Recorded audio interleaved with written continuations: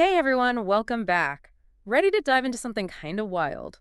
Let's do it. So JoJo Siwa, former bow-wearing, glitter-loving teen star, right? Right. Well, she just broke the internet with her look on the cover of Lady Gun magazine. We're talking full-on rhinestone chest plate, jockstrap, the Yeah, works. not your typical outfit. Total statement piece. And that's kind of why it's so interesting, right? Totally. It's not just fashion, it's like a full-on cultural moment. It's got people talking for sure. Big time. We've been going through articles, and people's reactions are all over the place. Some are just like, what am I looking at? Yeah, there's a lot of that. Like, one quote we saw was, no hate, but I'm honestly confused. Which, honestly, same. It's understandable. Siwa had a very specific image for a long time. Super girly, sparkly, the works. Exactly. So to go from that to, well, it's a big shift. It makes you wonder what's behind it all, you know? For sure. And it's not just her. We've seen other young stars do similar things. Like who? Remember when Miley Cyrus went from, Hannah Montana to, well, me. Oh, yeah, that was a whole thing. It's a way for these stars to redefine themselves. Stay relevant, keep people talking. Exactly. And Siwa's no stranger to the spotlight. She's basically grown up on camera. Dance moms, YouTube, everything. So she knows how to get attention. But is it just about that? Or is there something more going on, like a message? Well, she did say in the Lady Gun interview that she wanted to create looks that are like the next Halloween costume. Interesting. So like something people will remember, talk about. Yeah, even if it's just, what is she wearing? It's deliberate. It's that any press is good press kind of thing, right? In a way, yeah. But Siwa's also talked about wanting to be a role model. Inspire her young fans. So it's kind of like, which one is it? Attention or something deeper? What do you think? It's a good question.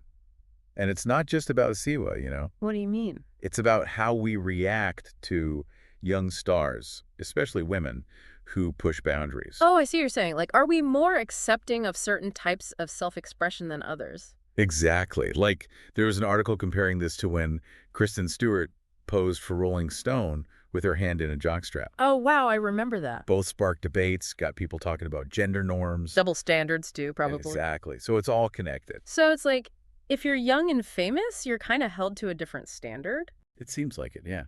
There's this expectation to fit a certain mold, especially for young women in the spotlight. And when you break out of that mold, like Yeah. Siwa's doing. People freak out.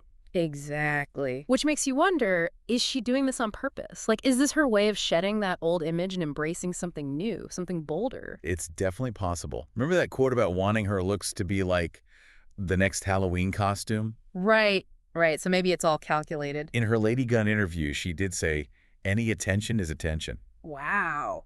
So she's aware of the game she's playing. Seems like it. And honestly, in the age of social media, it's a smart move. How so? Think about it.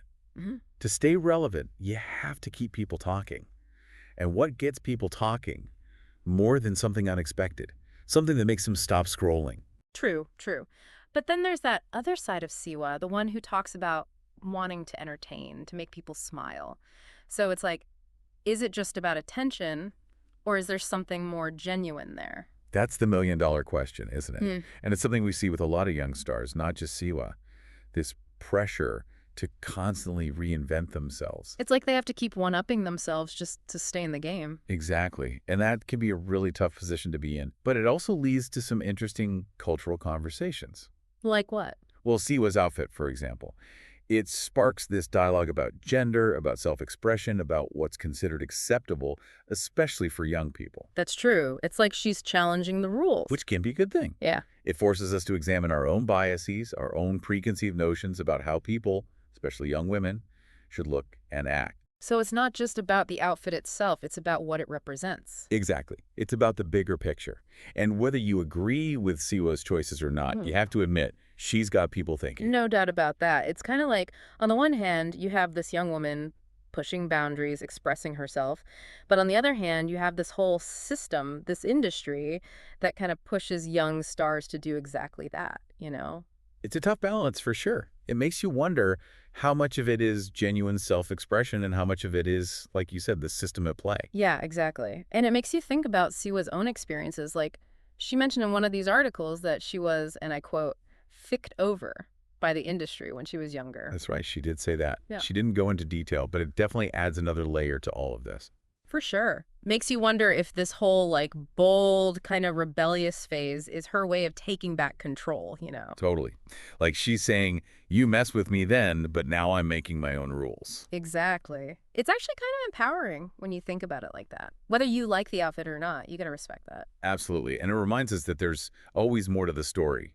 We often see these stars, these celebrities, as just like figures in the media. We forget there's a whole person behind the image. That's a really good point. So, wow, we covered a lot. Rhinestones, jockstraps, gender norms, the pressure of fame. Hmm. Where does it all leave us? Well, I think the biggest takeaway is that JoJo Siwa's Lady Gun cover. It's not just about the outfit itself. It's a conversation starter. It's about how we react to things that challenge our expectations. And maybe even more importantly, it makes us examine our own biases. Like, why do we react the way we do? Exactly. And are we being too quick to judge, especially when it comes to young people expressing themselves? Yeah. These are the questions we should be asking ourselves. So the next time you see something that makes you stop and stare, that kind of throws you off. Don't just scroll past it. Sit with that discomfort. Ask yourself why you're feeling that way. That's where the real growth happens.